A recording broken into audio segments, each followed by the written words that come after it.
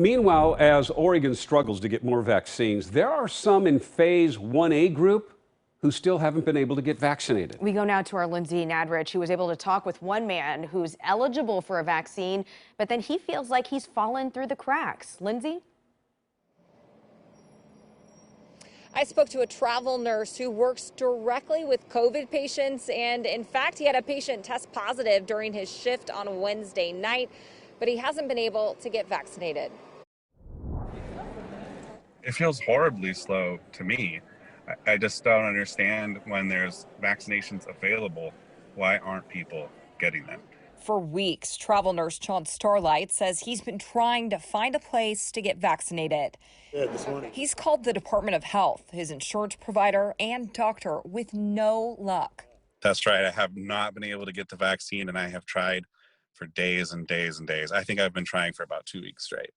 John says he's even been places where a company was vaccinating their employees and patients and had extra doses. But since he's a travel nurse, he wasn't on their employee list and got turned away. In my opinion, I think it's just way overcomplicated. I think if you're a nurse and you're working with patients who have COVID especially, you should just be able to take your ID, or they can look up your nursing license in a few seconds and just get the vaccine from the pharmacy or your provider. He's frustrated with the way the vaccine rollout has gone in Oregon, when in Washington, they're already preparing to move to the next phase of their COVID-19 vaccine plan. It can be very frustrating and difficult to hear, this gym instructor, she has her vaccinations, and I'm like, okay, my patient just tested positive a second ago and I still can't get the vaccine.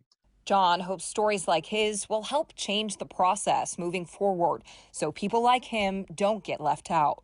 And I really would like one so I could feel safer. And I think that if your nurse is vaccinated, then their patients are safer, and so is my family.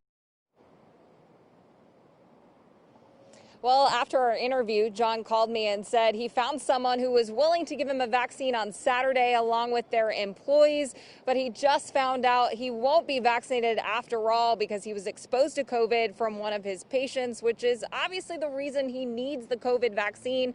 So now he's back to waiting. Reporting live, I'm Lindsay Nadrich, KOIN 6 News.